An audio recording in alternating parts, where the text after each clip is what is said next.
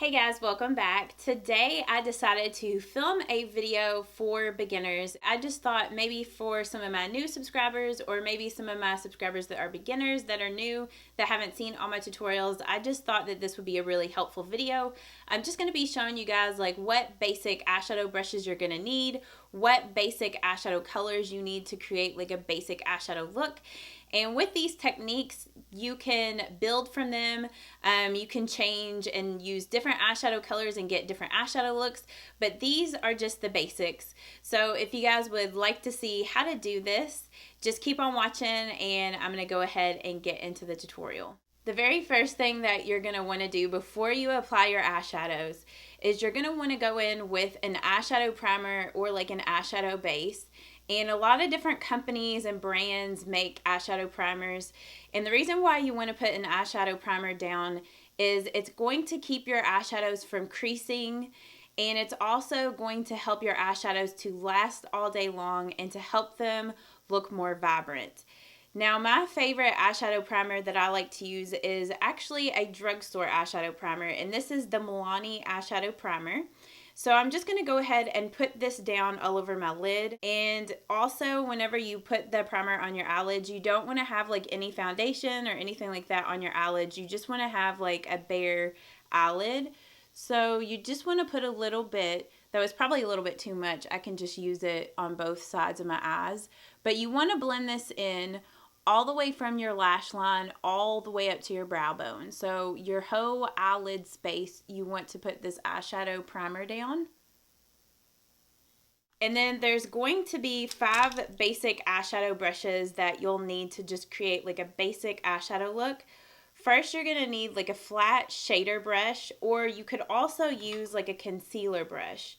So either one of those types of brushes. And then you want to have 2 different blending brushes. One that's a little bigger and fluffier, and another one that's like a little more precise. So for like my shader brush, this is the Sigma E55 brush. And then for my 2 blending brushes, I'm using the E40 by Sigma and the E25.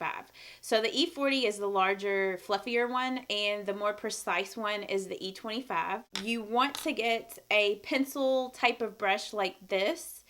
And this is the Sigma E30. And then you're also going to want to have a angled brush. And this is the e.l.f. Professional Eye Defining Brush. Even with more advanced eyeshadow looks, you could just stick with these brushes and get really nice advanced eyeshadow looks as well. So these are just like the basic ones that you'll need. I wanted to show you guys that you can actually use just products that you're already using on your face to just create a basic eyeshadow look. And I find this to be really quick and easy to do in the mornings. So for like my lid color today, I'm going to actually be using my face powder that I use to set my foundation. And this is a great face powder. It doubles as a great eyeshadow. And this is the L'Oreal True Match Super Blendable Powder. You just want to use a color that's the same color as your skin, but that's matte. So this is a great color. This powder is like so pigmented, like as you can see on my finger.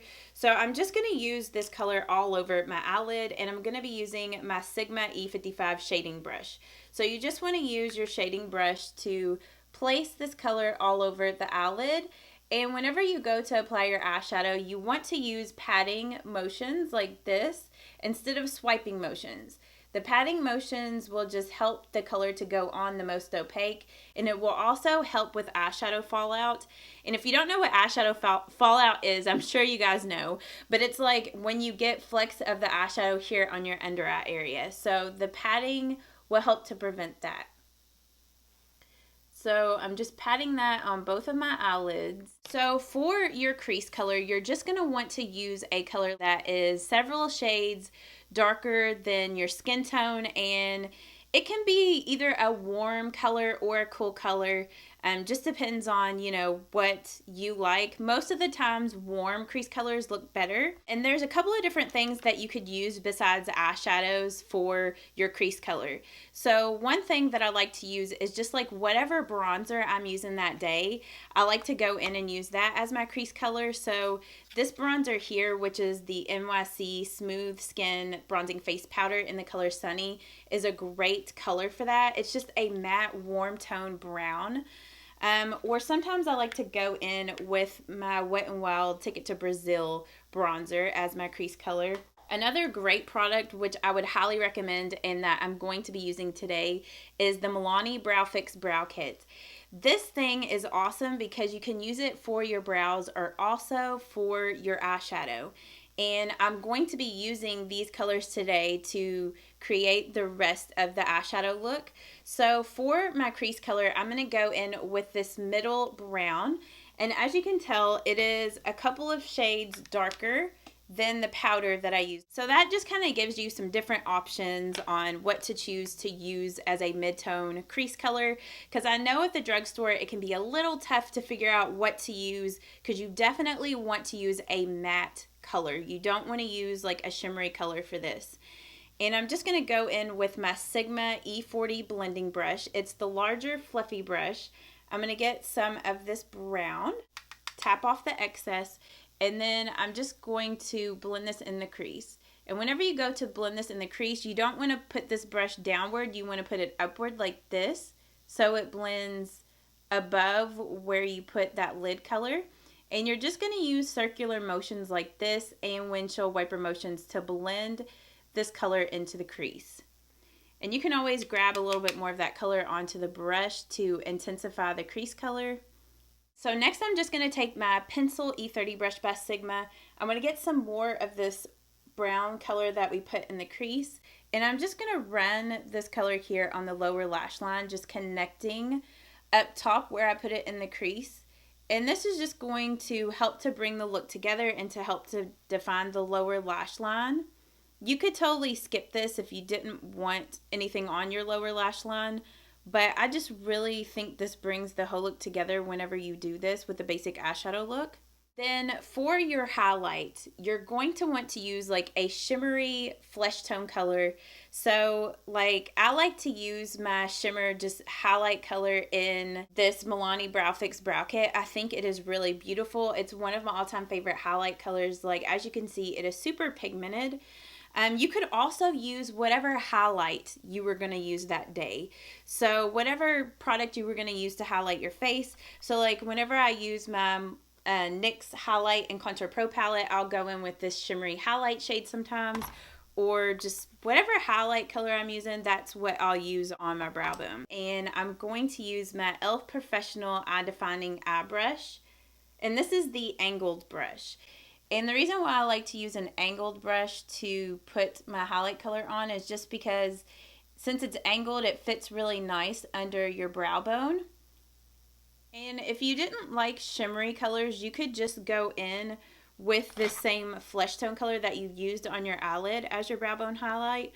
Or you could actually use a flesh tone color that was a couple of shades lighter than this to highlight if you're not into the shimmery highlight. I like to put a little bit of like a shimmery highlight on the inner corner of my eye just to like brighten my eyes up and to make them look bigger and awake. So I use that same angled brush, and this is another reason like why I like to use the angled brush, because it's just so small and it fits just right just in the inner corner of your eye. And I actually prefer this e.l.f. angled brush over the Sigma one just because this e.l.f. one is smaller. And you could totally stop here if you wanted the eyeshadow to just look really natural and just super basic. But if you wanted more definition and to take it up a notch, I recommend going in with a matte dark brown that's several shades darker than the crease color that you used, and just put that color in the outer V.